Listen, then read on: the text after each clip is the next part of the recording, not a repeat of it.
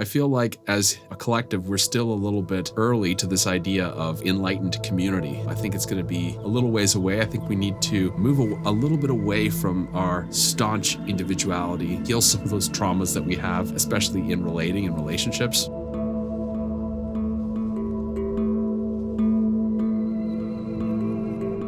Hello and welcome back to the Octave Leap podcast with your host, David Kahn. And today we're going to talk about the role and impact of community in the year 2024. Community's always been a very big topic in my life. From the age of 19, I had this ideal of creating a conscious community. My girlfriend at the time was also into it, and we didn't know what to do and fell flat on our face. Since then I've had the opportunity to be around various communities, and I've seen what works and what doesn't, and what can go sideways and get really ugly. And yeah, there's lots of variety in this mix. I feel like as a collective, we're still a little bit early to this idea of, enlightened community. I think it's going to be a little ways away. I think we need to move a little bit away from our staunch individuality and heal some of those traumas that we have, especially in relating and relationships, because to exist in community can be like a pressure cooker when we haven't learned how to actually filter incoming data properly and respond maturely to it.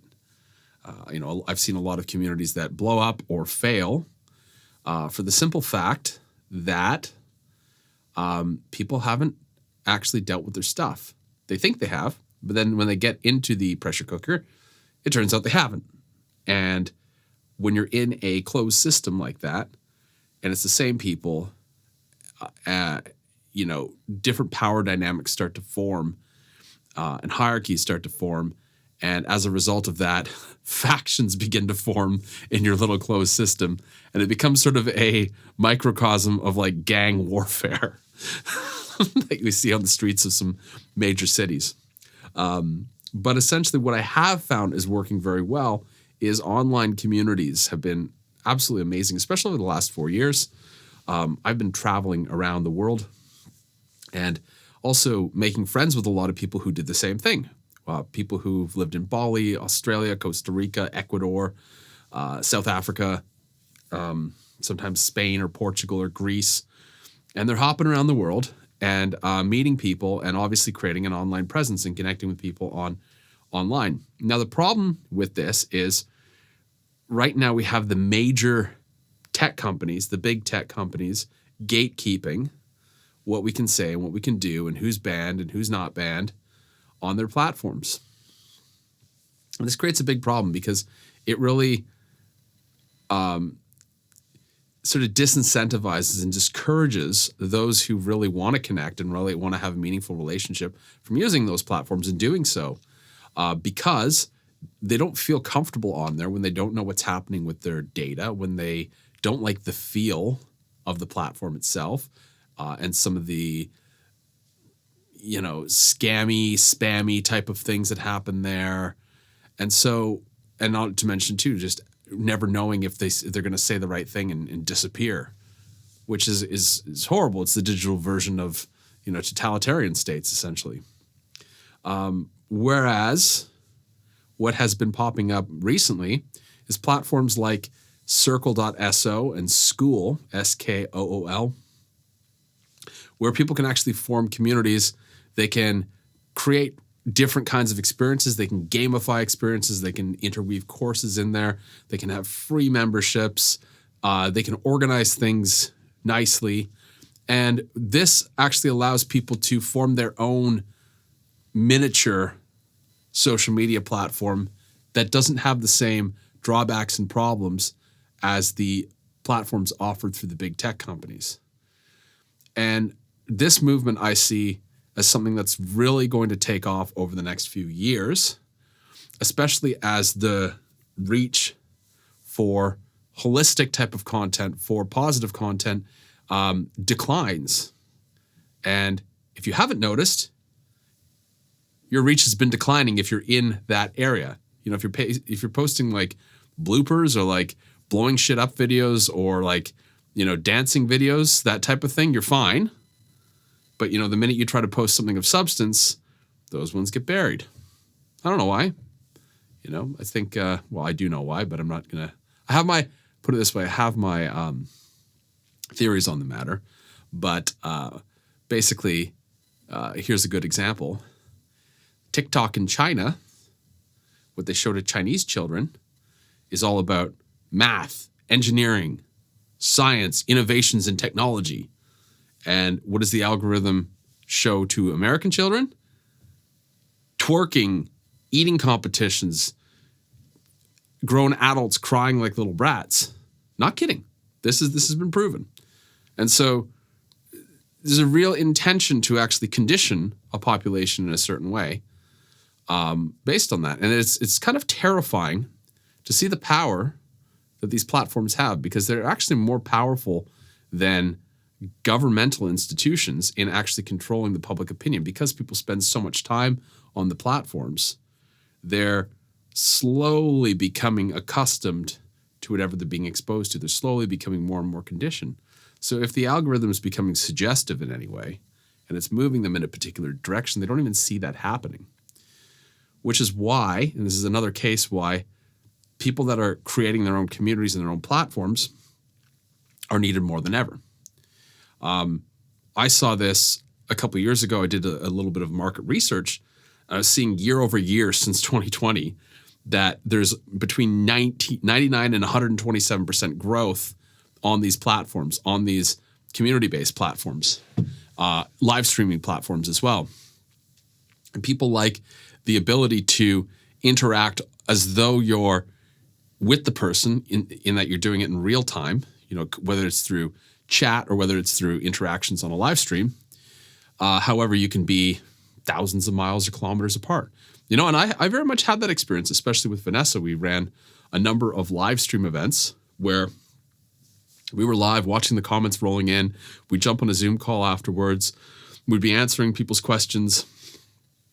And it really creates this glue, this bond of something bigger happening. And we'd leave those events feeling just amazing. We even offered them by donation. And that was really, really powerful for the period of time that we did that. Of course, all things change. Vanessa does continue to do those, but I have moved on to I'm building something very exciting around Trifecta and around communities that's going to be coming out shortly. And I don't want to actually say it shortly because it's going to come out when it comes out. But I'm working with somebody I respect very greatly, and we're really kind of crafting this thing to be super cool. Because I've learned a lot of lessons from different approaches, doing things that are free, doing things that are paid, doing things that are donation-based. What works, what actually creates things. Because, if you make a paid community, for instance, there's a bit of pressure with people in the community. It's like, okay, well, we're here and we're paying for this. So there has to be content. Whereas if you do it free, it's way too relaxed and it's way too casual. And then usually the person running it, they lose interest at some point and go on to something else. So I'm playing around with this idea of creating something that's really accessible, but also really enticing, and also playing around with different pricing models that will include free. And the free isn't just there to kind of get your foot in the door. The free is there to actually give value to people who want it. Because the way that I see this is when you have a community of people, you have a focused group that you're talking to, that you're developing shared values with. And that's really important, is that beyond anything else, it's shared values that will bind people. It's not your marketing. It's not, free offers or anything like that. That's the thing that's going to keep them is knowing that there's people that share the same values and that are constantly creating in alignment with those values and constantly interacting in a way that aligns with those values.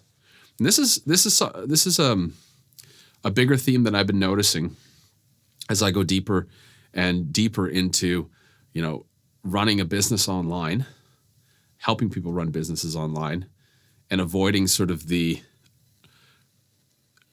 e-commerce marketing AI direction that's just going way too too far in a very cerebral, head-based, extractive, exploitive type of direction that's all about money. I see this very much as, can you be natural and authentic and just connect with people based on values? And the truth is, yes, you can. It takes a little bit longer. It's not as quick. It's like, enjoying a meal that takes time to prepare versus McDonald's. McDonald's is quick. You take a bite, it's sweet and salty immediately, and then half an hour later you feel sick, right? It's sort of like those things that are flash in the pan. It's like it's all bright and shiny at first, and you get in there and you just feel tired and exhausted, depleted and drained, and it's like there's no substance to it. There is no values. It's like literally these people can just go and put up another business and make a little bit more money doing this and this and this, and that's what they do. They just say, okay, where's a gap in the market I can go and I can actually set up a shop and create something just so I can make money. And the way that I see it is, where can I use my talents and skills to serve in a way that, of course, will take care of my needs, but in the process, I'll receive something much more valuable, which is deep, heartfelt connection with other people and build these relationships over time and really get to see, the best way to put it is I get to see a side of people that I hadn't seen otherwise. Like I really, through the work that I do, which is partially business, partially healing, I guess, I've seen a very vulnerable and intimate side of people through that process that you don't generally get to see just with like everyday friends or sometimes, even family members. So that for me has been deeply touching. And that for me is the part that has kept me in this so long, because I think there gets to a point where if you're making money and you're doing it just for the sake of earning an income, you hit that milestone and you're like, yeah, so what? And you lose interest because you're like, this can't go any further than here. It's like, I just ticked a box. I hit my milestone. Now what do I do? There's nothing to it. It's empty. Okay, I'll go distract myself with this milestone over here. Versus keep going, because you see that impact is, reshaping things in the world. It's actually being deeply received by people. And that to me is something that can actually create longevity with an endeavor. And so at some point, though, one must also ask themselves, do I want to continue working with individuals on a one-by-one basis? Does that work for me? Because I can do more intimate work one-to-one, or I could work with groups of people, or even like distributed groups, like a community where there's maybe 1,000 people on a platform but they're interacting and they're getting value and they're sharing their thoughts in a more open way, that it's like a two-way dialogue. So what I've found personally is that there is no right answer, and there's no right answer for ever, because at one point in time, all I wanted to do was one-on-one work with people. I just wanted to work intensely with people. And then another time, I felt like groups is better. Now I'm kind of shifting in this direction of, really being at the heart of a community, essentially, and building that and drip feeding sort of this trifecta wisdom as it comes. I realized too, one of the drawbacks with trifecta is the first iteration of it, the first iteration of reports and everything, it was too dense. So I've gone back to the drawing board to try and simplify things for people, because essentially I need that process to be palatable to my community. And because the message behind it and the impact of it is so profound. It's heal your core wound, align with what you're here to do, and attract prosperity without having to worry about money and stress about it all the time. Pretty simple thing. That's basically living in alignment. That's basically living with, a connection with the greater flow of life, and not being this sort of compartmentalized being that's operating out of a mix of trauma and inspiration.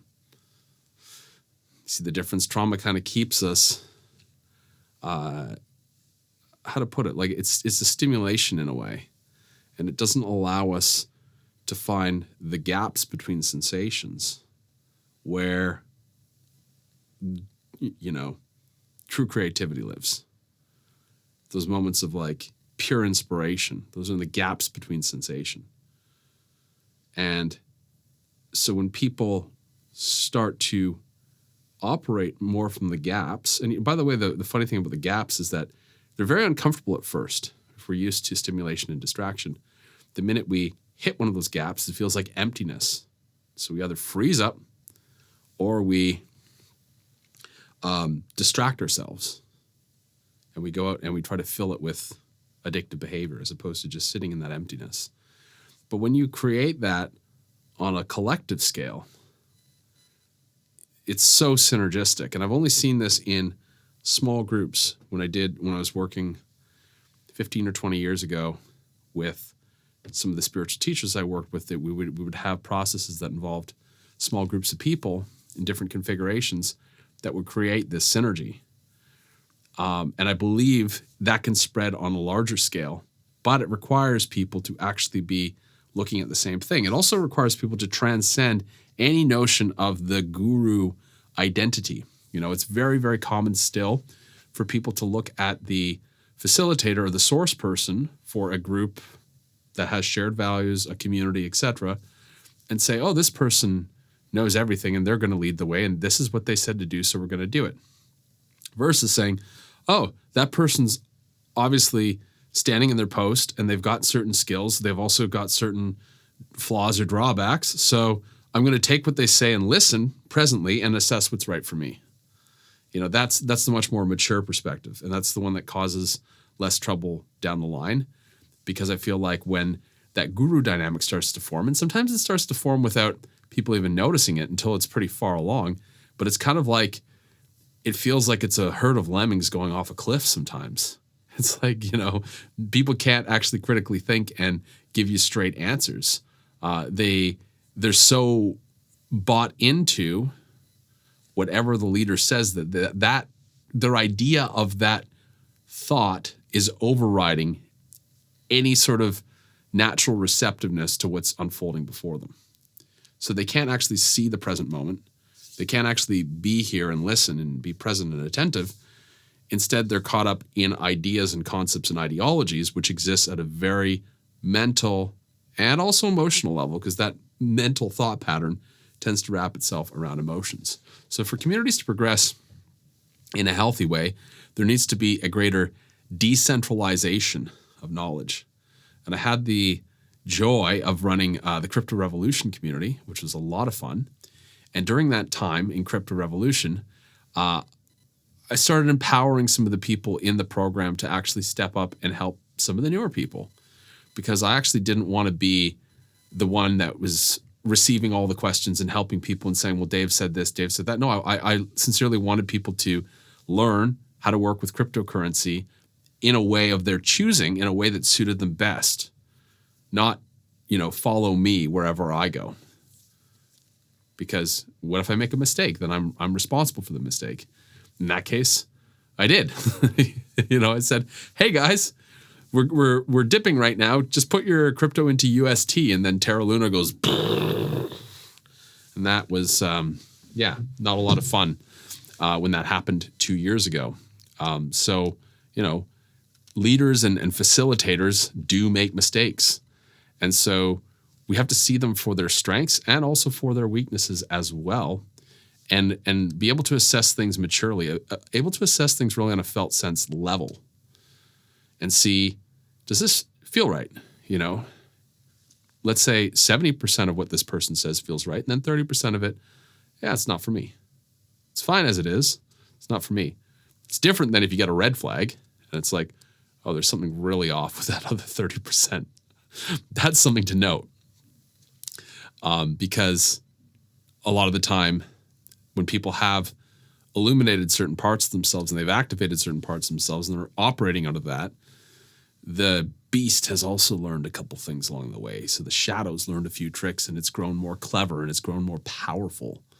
So when the wolf comes out to eat, it feasts. And that is sort of when you can see sometimes community leaders that say one thing publicly and then behind closed doors do something very different that's usually construed as abusive and usually leaves people feeling hurt, confused, traumatized, overwhelmed, frozen, you name it, the range of sort of negative nervous system responses. And that's not cool, because that person's not living in unity. That person's living in fragmentation. And so the other thing too is we tend to demonize it whenever stuff comes out about these people. It's like, oh, that person was, abusing their followers behind closed doors. Everything they ever said is wrong. Well, it's not true. They can have their merit where merit's due, and they can be a total monster over here. Now, are we going to listen to them? Probably not so much, because this thing they didn't clean up. And so what is important, and what I really feel strongly about with the trifecta system, is that you clean that up in the beginning. And so when you go through it, you clean up that area in which that thing is most likely to show up and be hiding and be clever. You go there first, you deal with that, which actually takes care of a lot of other smaller issues in life, such as self-worth, such as scarcity, such as overthinking and never taking action. So all these little minor problems, or I should say the assortment of other woundings and resistances and stuff we have, they tend to clear up when we address the core wound. And from there, we also become clear. And when we're clear, we're sitting in those gaps between sensation or thoughts or events. And when we're sitting there, we can listen.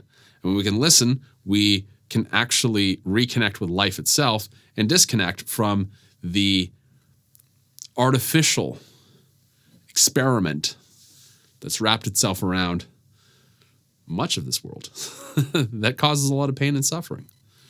And that's not to say that we can't, enjoy things of modern society and culture. I sure do. I dress normal. I use technology like anybody else, but it's the mood that I do it with versus allowing myself to get caught up with another force that's feeding, essentially. So we still have a ways to go when it comes to the subject of community. We still have a ways to go as a species in order to heal, in order to actually come together in a mature way and be able to state our needs without overstating them and getting aggressive, and essentially just being able to enjoy people while we're together and being present with them, and then being able to step away and enjoy our alone time too. So yeah, I hope you enjoyed this episode. By the way, if you want to watch, I've got a free training on trifecta. I've also got a really cool thing coming up that I'll tell you guys about in a bit. And I've talked about it a little bit on the show, but it should be closer now, and that's the core wounding app. It should be ready, I'd say, in the next month. It's getting close. I've been talking with the developer. We just need to put it on a site somewhere. And it's going to be sort of the first exploration into trifecta, especially for a larger group of people. So anyway, I hope you enjoyed this. Take care.